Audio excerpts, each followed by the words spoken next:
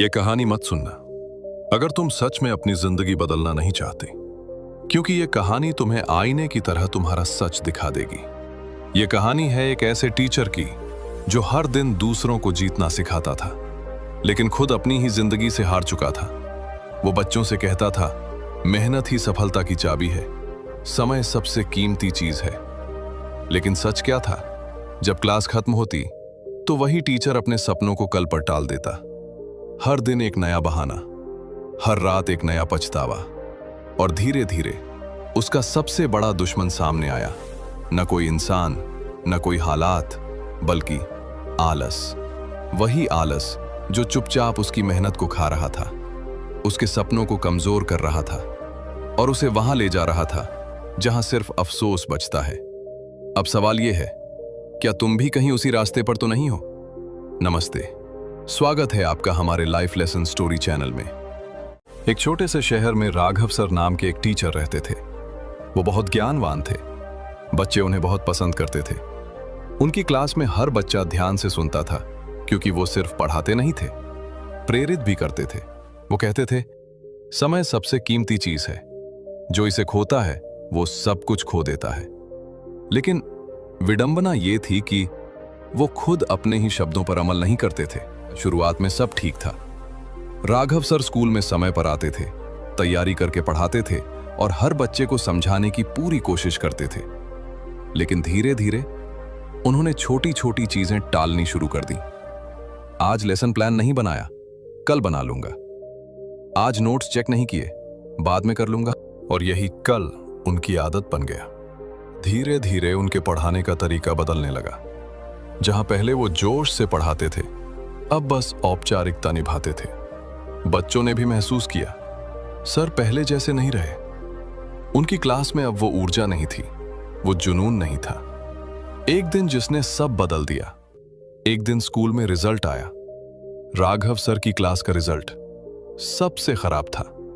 Principal ने उन्हें बुलाया और कहा, राघव जी, आप एक अच्छे टीचर हैं, लेकिन अब वो बात नहीं रही।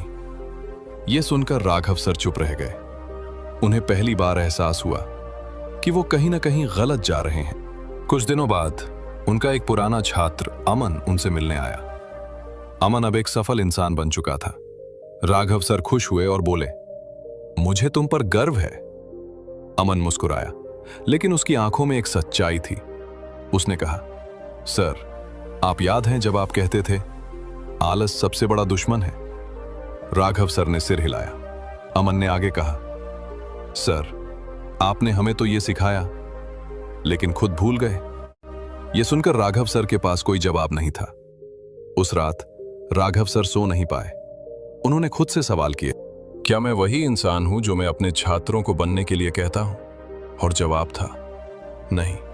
उन्होंने महसूस किया, आलस ने सिर्फ उनकी आदतें नहीं बदली, उनकी पहचान भी छीन ली। अगली सुबह राघव सर ने खुद से एक वादा किया, अब मैं वही बनूंगा जो मैं सिखाता हूं। उन्होंने फिर से शुरुआत की। हर लेसन की तैयारी, हर बच्चे पर ध्यान, हर दिन खुद को बेहतर बनाने की कोशिश। शुरुआत कठिन थी। आलस बार बार उन्हें रोकता था, आज छोड़ दो, कल से शुरू करना। लेकिन इस बार उन्होंने खुद को नहीं रुकने दिया। हर दिन एक परीक्षा थी, लेकिन इस बार राघव सर हारने के लिए तैयार नहीं थे। उन्होंने समझ लिया था, प्रेरणा देना आसान है, लेकिन खुद उस पर चलना ही असली ताकत है। कुछ महीनों बाद अब वही राघव सर, जो कभी काम टालते थे, अब हर काम समय पर करते थे। उनकी क्लास फिर से जीवंत हो गई, बच्चे फिर से उत्साहित थे, और सबसे खास बात, अब वो सिर्फ पढ़ाते नहीं थे, खुद एक उदाहरण बन चुके थे। अगले साल राघव सर की क्लास का रिजल्ट सबसे अच्छा था। स्कूल में उनका सम्मान किया गया, लेकिन इस बार उन्हें अपनी सफलता पर नहीं, अपने बदलाव पर गर्व था। स्टेज पर खड़े होकर उन्होंने कहा, मैंने जिंदगी में एक बड़ी गलती की थी। मैंने आलस को छोटा समझा, लेकिन सच ये है, आलस धीरे धीरे सब कुछ खत्म कर देता है।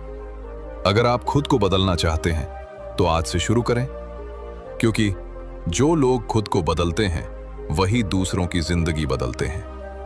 अगर तुम ये पढ़ रहे हो तो याद रखो, आलस सिर्फ तुम्हारे सपनों को नहीं मारता, वो तुम्हें उस इंसान बनने से रोकता है जो तुम बन सकते हो। दूसरों को रास्ता दिखाने से पहले खुद उस रास्ते पर चलना सीखो।